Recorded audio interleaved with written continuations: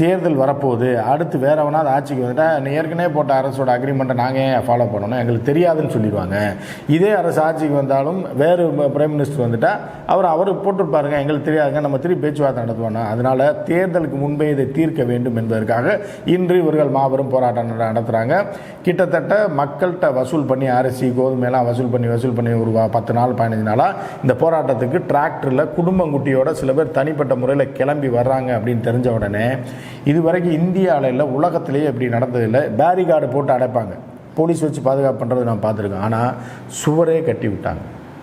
சாலைகள்லங்க 6 வழி 8 வழி சாலையில் காங்க்ரீட் இது போடுவாங்கல்ல, டிவைடர், ஒரு ரோடுக்கு இன்னொரு ரோடுக்கு வர நடுவில் போட்டுப்பான் பார்த்தீங்களா, ஒரு 3 அடிக்கு, அதை எடுத்து ரோடை மறைச்சிட்டாங்க. ஏன்னா அதை தூக்கவே முடியாது, இது வச்சு தான் தூக்கணும், கிரெயின் வச்சு தான் தூக்கணும். அப்படிப்பட்ட கற்களை எல்லாம் வைத்து அரசாங்கமே தடுப்பு ஏற்படுத்தி லாரிகள் கண்டெய்னர்களை பஞ்சர் பண்ணி அங்கே நிறுத்தி வச்சிட்டாங்க.